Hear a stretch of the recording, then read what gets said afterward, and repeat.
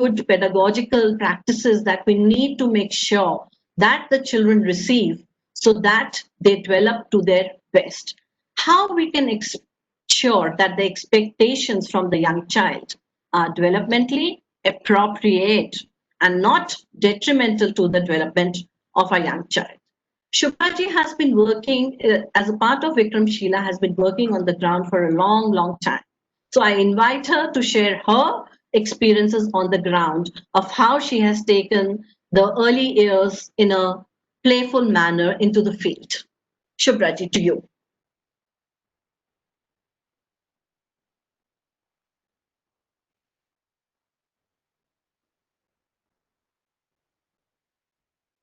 Shubhaji, we can't hear you. I think so you'll have to unmute yourself. Thank you. So, yes. So you'll have to start. Thank you so much. Yes, I will start with what you have mentioned already, that this birth to 8 years has been given due importance in the new education policy. And it's because it is an extraordinary period in a human being's life. And brain research tells us that 90% of brain development takes place by the child is 6 years of age. Foundations of lifelong learning are laid at this stage, and because of the plasticity of the brain, the attitudes and aptitudes, I think, for life are get considerably shaped up at this stage. So it is very, very important that we have to be very mindful that the schoolification that Anubha was talking about, that it should not happen. See, right now, when we the scenario, the pre-primary scenario, we find that, whether it is, the policy talks about two kinds of, institutions where pre-primary education is provided. One is the standalone Anganwadis. Second is the co-located Anganwadis in formal primary schools. Third is the standalone private schools, and fourth is the primary sections attached to the formal schools. In all these, there is a danger, there is a pressure of, of a downward extension of the formal learning, and this has been happening, and it has been a struggle for us. Where we have been we work in the Anganwadis, and I was also involved for some time in the private school space also. So everywhere I find that, whether in Anganwadis or the private preschools or whatever, there is a pressure of formalizing. There is a downward extension of the primary or formal education. So this has been happening, and it is an uphill task for us, to keep saying, to keep explaining about the developmentally appropriate practices.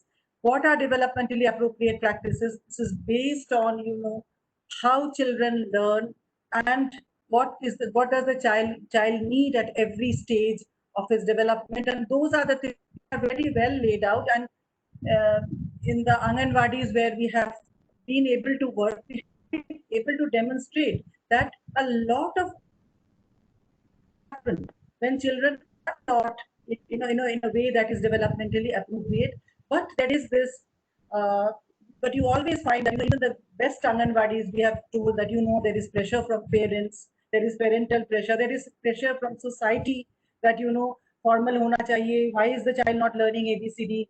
Why is the child not learning all the numbers? Why is the child not learning how to write?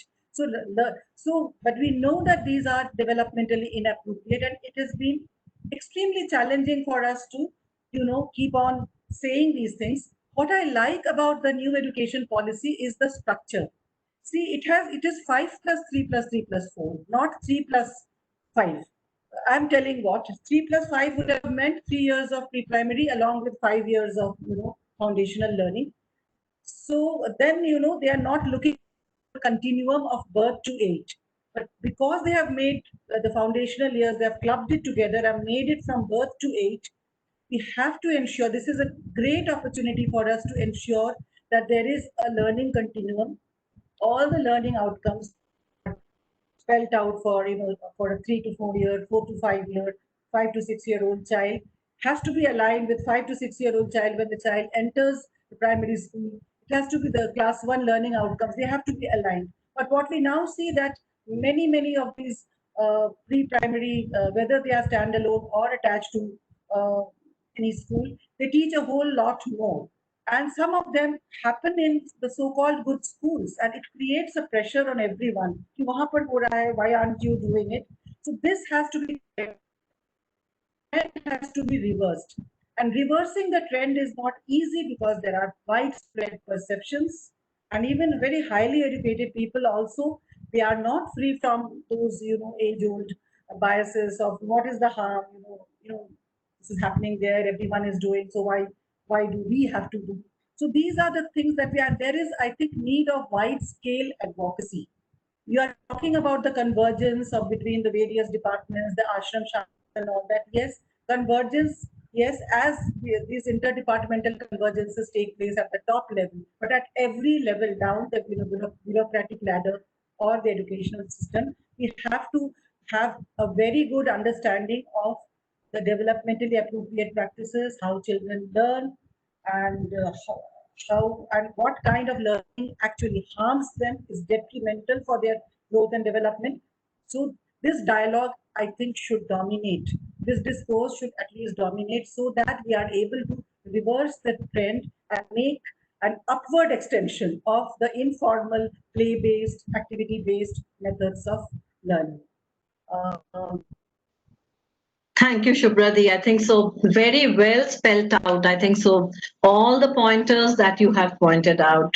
Yes, the parents need to be empowered. They need to be sensitized.